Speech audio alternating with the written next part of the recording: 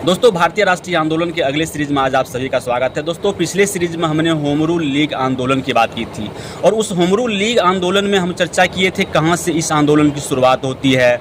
दूसरी तरफ बाल गंगाधर तिलक इस आंदोलन की शुरुआत कहां से करते हैं, किसको अध्यक्ष बनाते हैं, किसको सचिव बनाते हैं। दूसरी तरफ एनी बेसेंट इस आंदोलन की शुरुआत कहां से करती है, किसको अध्यक्ष बनाती है, किसको सचिव बनाती है।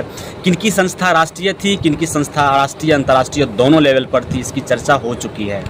दोस्तों, एक बात आपको यहाँ पर याद रखनी पड़ेगी कि गोपाल कृष्ण गोखले के द्वारा जो एक संस्था बनाई गई थी servants of India society, servants of India society के सदस्यों को होम रूल लीग आंदोलन में शामिल होने का कोई परमिशन नहीं था, कोई अधिकार नहीं था।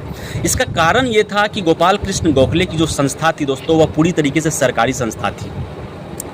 अगर मैं बात करूं होम रूल लीग की सर्वाधिक शाखा, तो वो मद्रास में इनकी सर्वाधिक शाखा उपलब्ध थी। और जिस प्रकार होम रूल लीग आंदोलन का प्रचार बाल गंगाधर तिलक ने अपने पत्रिका मराठा और केसरी के माध्यम से करते हैं, इसका परिणाम ये निकलता है कि समाज के जन जन तक लोगों में एक जागृति का संचार होता है। और इस संचार का परिणाम ये सामने आता है कि ब्रिटिश सरकार 20 अगस्त 1917 ईस्वी को मॉन्टेग्यू घोषणा के माध्यम से जो होम रूल लीग आंदोलन में डिमांड की गई थी, मांग को लेकर चर्चा हुई थी, उन सभी मांगों को स्वीकार करते हुए भारतीयों को प्रशासन में भी हिस्सा लेने का एक अवसर दिया। इसके बाद भारतीय भी ब्रिटिश सरकार के प्रशासन में बढ़ चढ़ करके हिस्सा लेना शुरू कर देते हैं।